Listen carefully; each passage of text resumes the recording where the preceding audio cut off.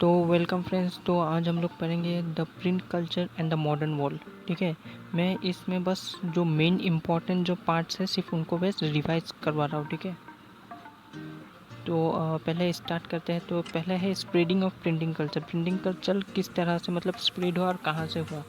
तो print culture was started in the China. तो जाहिर सी बात है, चाहे वो कोरोना हो चाहे वो प्रिंटिंग कल्चर हो, मतलब सबका मालिक तो चाइना ही है।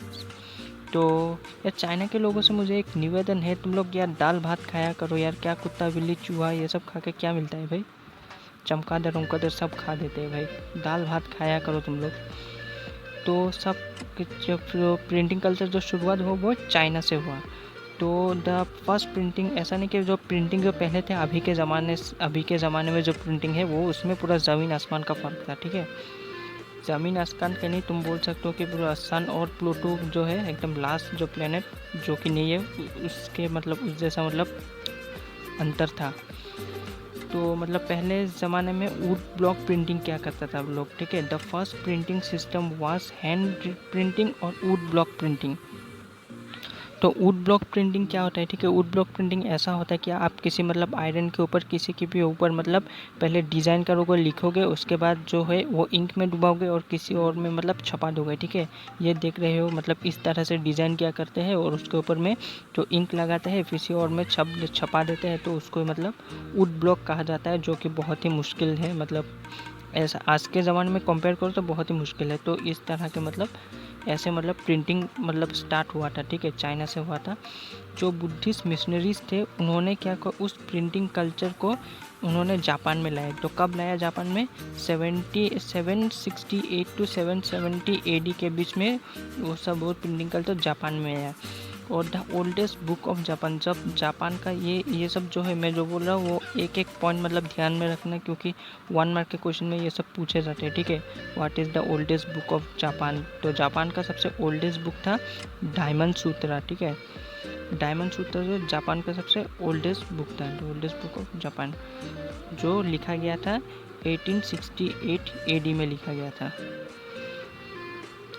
और जो जो वही मतलब बुद्धिस्ट मिशनरीज ने वही मतलब एक किताब जो कोरिया में पब्लिश हुआ था, इसका नाम था इन कोरिया, जो कोरिया में हुआ था उसका नाम था त्रिपिटिका कोरियाना, जो कोरिया में पब्लिश हुआ था।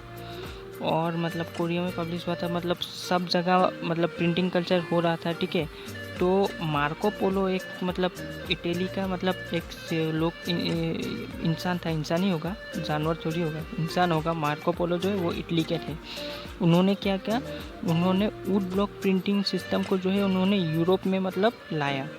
हु अर्न, इस तरह का क्वेश्चन आ सकता है 1 मार्क में, जो प्रिंटिंग कल्चर इन यूरोप। तो मार्को पोलो कब लाया था, 1295 में लाया था। ठीक है, मार्को पोलो ने 1295 में लाया था, वो यूरोप में मतलब ये लाया था। By the early 15th century the printing start and the clothes and the play card etcetera. तो प्रिंटिंग जो था वो मतलब धीरे धीरे मतलब कपड़ों में भी मतलब छपने लगा, कपड़े प्ले कार्ड्स मतलब ये इन सब में भी प्रिंटिंग जो छपने लगा, जो देखने में बहुत डिज़ाइनिश लगता है। ठीक है, स्टाइलिश लगता है और डिज़ाइनिश लगता है। तो जैसे आजकल में है ना, अपना टाइम आएगा टी शर्ट भाई, भयंकर भयंकर टी शर्ट, हल्का ड्राइंग, ये सब ड्राइंग जो है पहले भी मतलब इसी तरह का मतलब कपड़े में भी छपने लगा था प्रिंटिंग। तो ये चीज़ एक बार ध्यान लो, मतलब किस तरह से स्प्रेड हुआ। पहले प्रिंटिंग कल्चर जो था वो चाइना में स्टार्ट हुआ था, चाइना के बाद फिर जापान में आया, जापान के बाद फिर कोरिया में, फिर यूरोप में आया। ठीक है, तो ये पूरा स्टोरी है प्रिंटिंग कल्चर किस तरह स्प्रेड हुआ, कहाँ कहाँ से आया।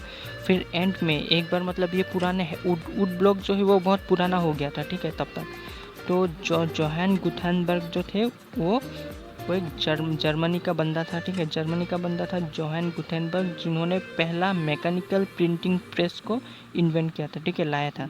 तो मैकेनिकल प्रिंटिंग प्रेस क्या है, वो मतलब थोड़ा सा मतलब अच्छा है, जो मतलब वो था जैसे पिक्चर में देख रहे हो। ठीक है, ये जो है वो मतलब आजकल के प्रिंटिंग से मतलब काफ़ी ख़राब था, लेकिन मतलब उस ज़माने के लिए मतलब ये बेस्ट था। ठीक है, उस ज़माने में। तो जैसे ये प्रिंटिंग आया तो उन्होंने मतलब he made 180 copies of Bible in 3 year. 3 साल में 180 कॉपीज़ बना दिए थे बाइबल्स के। तो जॉन गुटेनबर्ग, ये भी याद रखना, John Gutenberg is the John Gutenberg and the invent the mechanical printing press who was from Germany, Germany से था, और 180 copies of Bible in 3 years, 3 साल में बना दिया था। तो जो मतलब प्रिंटिंग जर्मनी का बंदा था, तो जर्मनी में बनाया था। धीरे धीरे वो स्प्रेड होता गया, ठीक है। कोई भी चीज़ मतलब एक जगह से बनती है तो धीरे धीरे वो स्प्रेड होने लगता है, वो चारों तरफ से स्प्रेड हुआ, और स्प्रेड होते होते मतलब जर्मनी से यूरोप में, पूरा यूरोप में फैल गया, एकदम धमाका मच गया। तो Johann Gutenberg the mechanical printing press का पूरा धमाका में यूरोप में भी पहुंच गया। This mechanical printing press transfer Germany to Europe in 1450 to 1550 में क्या हुआ था, सो मेनी बुक एक साथ पब्लिश हुआ। जब इतना आसान हो गया था प्रिंटिंग कल्चर, तो बहुत सारे किताब छपने लगे थे। उसको मतलब प्रिंट रिवोल्यूशन भी कहा जाता था, ठीक है। एक साथ बहुत सारा मतलब बुक पब्लिश होने लगा 1450 से 1550 तक, तो उसे प्रिंट रिवोल्यूशन भी कहा जाने लगा। तो in 17th century the new reading culture in China started in China. तो रीडिंग कल्चर भी आ गया, मतलब रीडिंग कल्चर मतलब पहले लोग को मतलब पढ़ाई लिखाई के इतने इंटरेस्ट नहीं था, लोग धीरे किताब भी लिखने लगे, पढ़ने लगे, ठीक है। तो इससे एक और फ़ायदा हुआ, जो लिटरेसी रेट था वो मतलब बहुत बढ़ गया था, ठीक है। मतलब लोग मतलब अनपढ़ से धीरे धीरे पढ़ाई लिखे होने लगे, लोगों को पढ़ के मतलब मज़ा आने लगा था, ठीक है। आजकल के टाइम में तो एकदम बोलो ही मत। तो पहले के ज़माने में तो उन लोग को मज़ा आता था, ठीक है, पढ़ लिख के। तो Shanghai the Shanghai is a hub of a new 17th century hub of new printing culture the print. तो जैसे मतलब वो जो जर्मनी से था, जर्मनी से यूरोप से जो नया प्रिंटिंग कल्चर वो फिर से चाइना में गया, चाइना में जाके मतलब वो शंघाई जो है वो एक प्रिंटिंग कल्चर का हब बन गया, ठीक है। तो धीरे धीरे मतलब इसी तरह से प्रिंटिंग कल्चर जो है वो फैल गया, ठीक है। हम लोग नेक्स्ट पार्ट में और डिटेल में पढ़ेंगे, लेकिन इसमें जो एक इम्पॉर्टेंट क्वेश्चन जो निकल के आता है हम लोग के मन में, जो है how printing culture help us. Printing culture ने हमें किस तरह से मदद की, ठीक है। प्रिंटिंग कल्चर ने बहुत मतलब मदद की, जिस तरह से मतलब हो सकता है नेशनलिज्म का फीलिंग, जो एक दूसरे के ऊपर आना, एक दूसरे के मतलब जितने भी साइंटिस्ट थे, मतलब बड़े बड़े साइंटिस्ट अपने व्यू पॉइंट्स देते थे, फिलोसोफर्स हिस्टोरियन जो बताते थे हम लोग तक पहुंचा, इसीलिए पहुंचा क्योंकि वो लोग लिखते थे। अगर प्रिंटिंग कल्चर ही नहीं आता था तो वो लोग लिखते कैसे, ठीक है। तो printing culture helps us to spread of nationalism and give a reshape in modern world में डेमोक्रेसी लाने में बहुत बड़ी हेल्प की, ठीक है।